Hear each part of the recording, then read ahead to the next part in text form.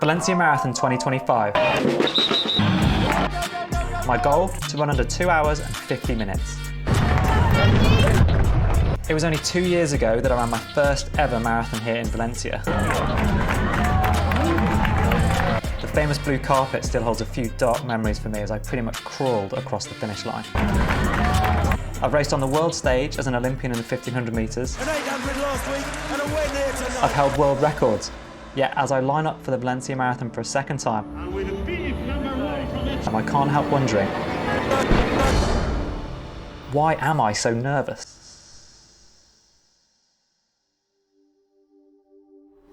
Okay, Andy, you good? Running. Okay, should we have a little chat then?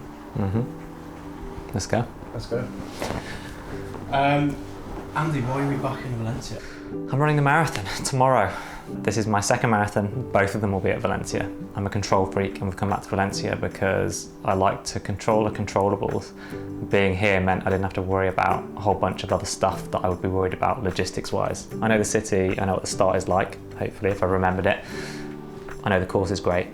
And also, there's a little bit of redemption or unfinished business. In 2023, I went way too hard. My longest run had been 32k, and almost the moment that we passed that, I just all of a sudden realised I'd gone way too deep too early. The last 2k were a real struggle. I had to walk for a little bit to stretch off some cramps and then just kind of hold it together to get over that finish line. I'm afraid the same thing's going to happen again. I had a hamstring issue 6 or 7 weeks ago, which meant that I didn't do my longest long run that I'd planned, and the big thing that we talked about after the last one was needing more miles on my legs and wanting to go further and longer. I didn't get to do any of that. Between me and my coach, we've made the best of the situation, and I'm coming in confident to an extent, but naturally, it's only my second marathon and exactly the same thing could happen again.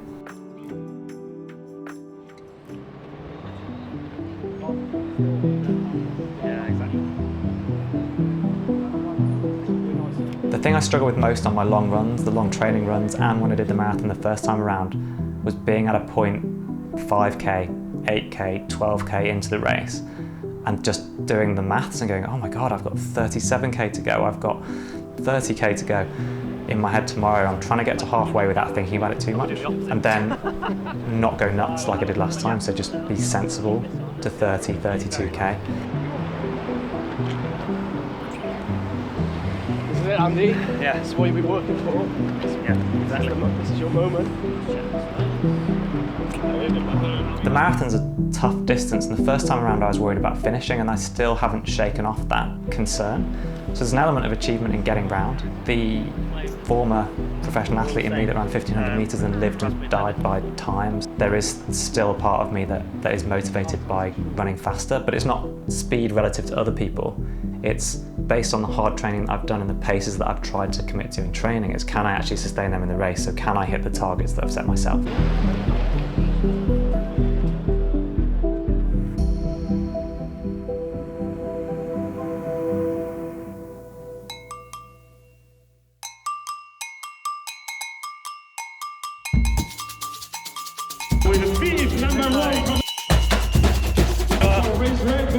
One minute to go. 1 minute to go. I'm still worried about my latest.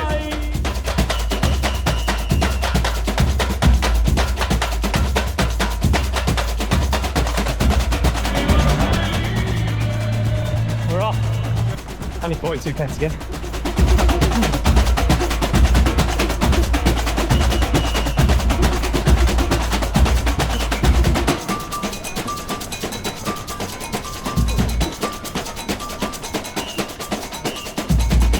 Target average pace by the end between 3:55 and 4 minutes. I'm starting a little bit slower this first 5k, 4:10 the first kilometre, which hopefully is perfect. Over the last 2 years I've built up to 4 runs a week and then 5 runs a week for this last marathon block, and that feels like loads more running, but I've felt better and fitter. The marathon is so much time out there on your feet to get in your own head, so I need to not be my own worst enemy. But I do want to find what I'm capable of, and that means that I have to sort of be prepared for, I don't want to be suffering and really enduring like early on in the race, but I also have to embrace the fact that if I want to run the kind of time and effort and achievement, sense of achievement that I want, in that last 10k I'm going to be in a little bit of trouble, and I sort of have to be ready for that. It's all right. I'll have to do the talking, Andy. Yeah, good job. Yeah, 5k done. Feeling pretty good at the moment. That's what you think? Well, easing into it. Yeah. Gel number 1 at 6k, 25 minutes.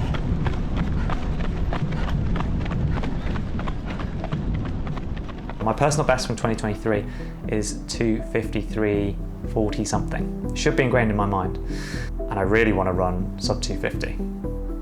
And then there's a small part of me that thinks I can run faster than that. My plan ultimately is to think about that as my goal pace. And you know, if I do get to 32k and I feel good and I can go faster, then I'll try. But you just don't really know. This week I've been so busy with family and work that all of a sudden it's Saturday and the day before the race and I haven't had much time to think about it. The pressure's very different now. This is pressure. The fact that I decided I want to do Valencia and then naturally it becomes something we're going to make a video and I'm going to have to talk about on the podcast, and it's going to be picked apart by the questions that you ask me here. It's going to be picked apart online in the comments. I get incredible support, but also I feel the pressure to not let people down. And also I take time away from my family to come here and do this and to get the training runs in and stuff. So you want that to not be for nothing. 5 miles down, Andy. Hey man, good job. Let's go. How are the legs feeling? My legs feel fine. Try not to think about how much further still to go. Just want to get out of my head, just tick it off. If I feel good, just tick it off. That's the 10k mark done. 40 we're at. Yeah. So pretty much bang on. Yeah.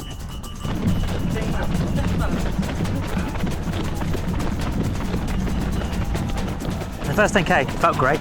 I felt relaxed, nervous, but the pace was easy. And I went off way quicker than I did the last time around. Nice and relaxed, gels on time, water was easy. Then we got through 10k and that's when I started thinking, oh my God, it's a long way to go. Like, 11k, 12k. And I was like, oh God, now I'm at 12k, that's 30.2k to go. That's when it hit me that it was such a long way to go. And mentally, it really shook me up.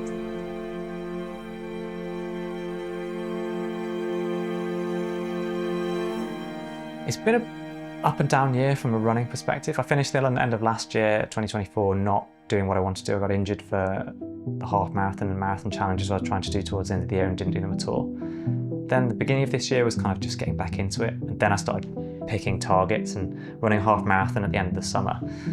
To then lead straight into this training block was exciting for me. So the second half of the year has been a lot better.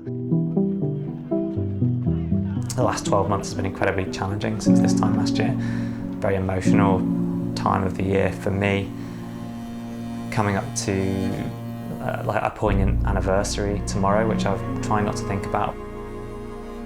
Tomorrow, race day, December the 7th, is the day last year that my mum passed away from a really quick illness. That was totally unexpected for us. We had no time to prepare for it. I moved home briefly to be caring for her. That knocked us all for 6, and yeah.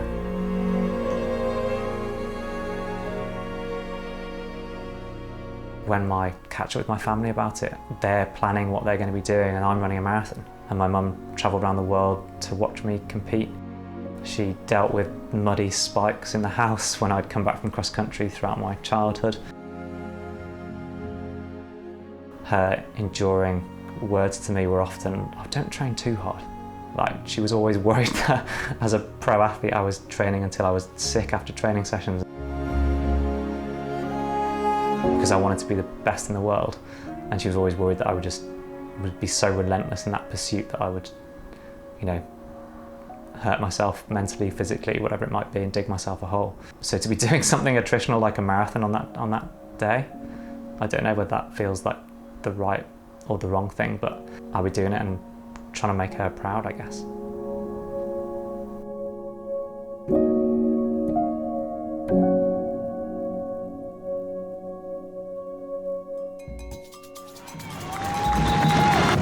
Go on, Andy! Right. through 15k now. The proudest portion of my career. It wasn't about medals or times. It was about resilience and coming through this awful dark period. So 15k to 21k is the worst I've ever felt running. Like every few minutes a different part seemed to hurt.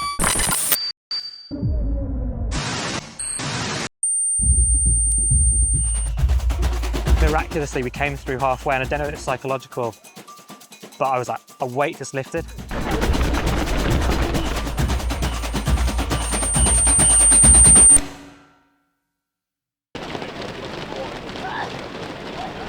I haven't visualised myself crossing the line. I hated the last 3 kilometres last year. I was getting cramps. I didn't think I was going to get to the finish line. I was struggling so badly. So I'm hoping I can cross the finish line and feel a sense of euphoria, regardless of what time I end up.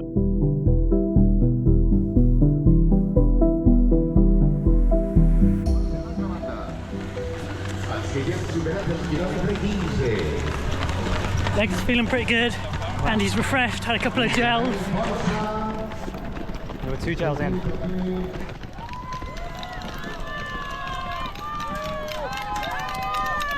If I can run a personal best, then I'm going to put it right up there because I've worked really hard for it. The half marathon I ran 16 weeks ago is the hardest single thing that I've done in the last 8 years since retiring. So if I can do this and if I can execute it, and if I end up running as close to my red line that I did in the half marathon, and I don't fall apart, that's the big if, then yeah, I'll be incredibly proud.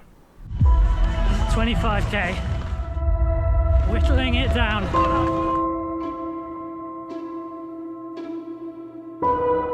In the early days of my career, the anxiety was like, was I good enough to just keep up?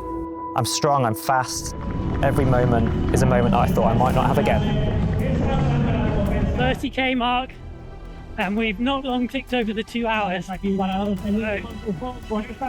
good. Andy's looking strong. At 32k, we were great. We were like, I was doing the maths, I needed to run about 15 or 20 seconds under 40 minutes for the last 10k. We were clipping along at 4-minute Ks, so obviously I needed to get a little bit faster, but only by like 2 seconds a K or something like that. Just come through the 20-mile marker. I'd love to get to 20 miles and then be thinking of her and use that as this powerful motivator. By our calculations, we've got to do the last 6.2 miles in just under 40 minutes, which is very doable at our current pace. Just got to keep it up, keep in the zone. And in my head, I was like, I can get to 35k and then 37k, I can really push on, and then I'm going to bank then I can make up time. And it just, my body just started to fray around the edges. That's how I felt like it. That feeling you get prior to cramp, where it kind of flickers, and you can feel it almost starting to grab. I was like, oh no, my quad, and then I was like, oh no, my hamstring, and then oh no, my calf, and then oh, my back, and then just different things started cramping at different times, and we were still motoring at 4-minute Ks. I was like, this is going to be okay, I'm going to be able to go all the way to the end.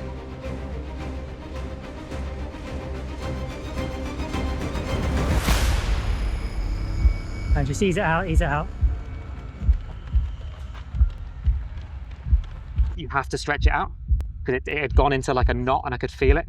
Go down. Yeah. Are you okay?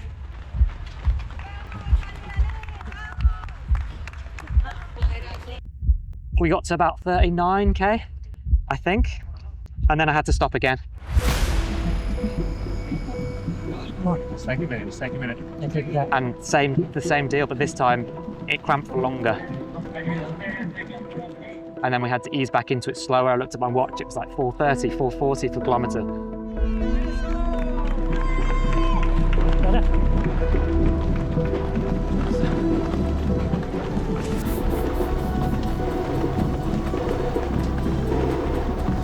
So this final 2k, and I could feel the cramp, but this time I could run. And the guys were encouraging me, and the shouts were amazing. And I heard one of the guys on the route, a friend of mine's sister, a guy called Sam, and she'd said to me yesterday, what do you want me to shout if I see you? And I was like, just shout Sam's coming, because I knew he was going to be behind me somewhere. Here we go. And she did, which made me smile and lifted me a little bit. So close. I was still going, but I was right on my red line, not in terms of my effort. Like I still had energy in the tank, but I was running as fast as I could run without my body giving up. Remember, like 600 meters on that bottom stretch. So. Because I could feel that on the limit of the cramp, and then it did start grabbing, and I just kept running.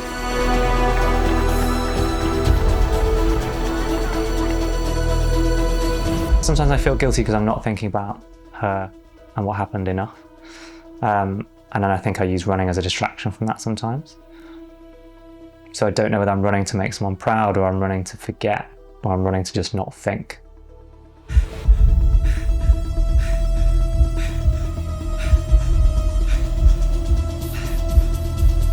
That's what's difficult.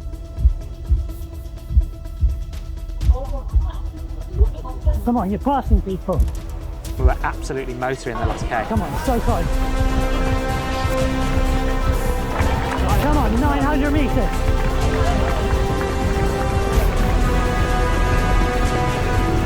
So close. Here we go.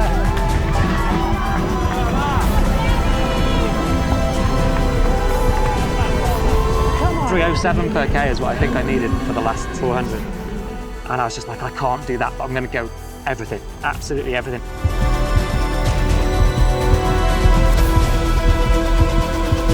That was the first time I've ever been able to run through that kind of pain and cramping.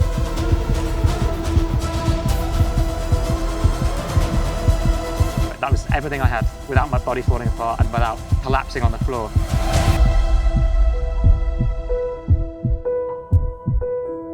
I crossed the line and stopped my watch and looked at my watch, and I was devastated.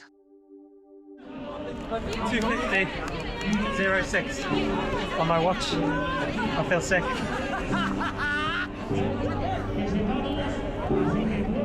I mean, I've run nearly 4 minutes faster than I ran last time. Your best on the day is always good enough, right? Yeah. Can't be disappointed with that. That was an epic effort. Well done! This is sweet, I think. Nah, massive PB. Yeah. I suppose you can't run faster than you've ever run in your life, but those seconds at 6 or 7 seconds, whatever it's going to end up in the chip time is going to haunt me. I had that's the most 16 to 20K. I was in a whole world of trouble. I was thinking about actually stopping. The thing that keeps you going is you're filming. Come a bloody long way. The jeopardy. My wife's at home with the kids. But then... Sounds stupid.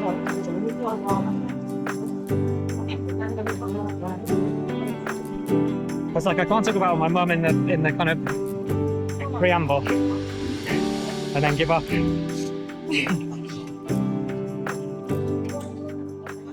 So if someone else asked me, or I was talking to someone else about whether they should be pleased with the performance, I'd say, well, if you run an entire kilometre faster than you've ever run in your life, covering this distance that was terrifying to you 2 years ago, and was terrifying to me 3 hours ago, then I would be buzzing for them.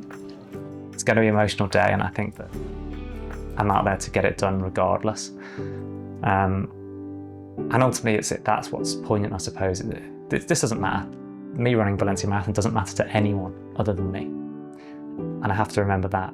But I also remember that regardless of what I've done in my running career in the last 25 years, whenever I've finished a race and come home to see my mum, my dad, my wife, all I really needed to ever hear was like, I loved watching you out there, it was great.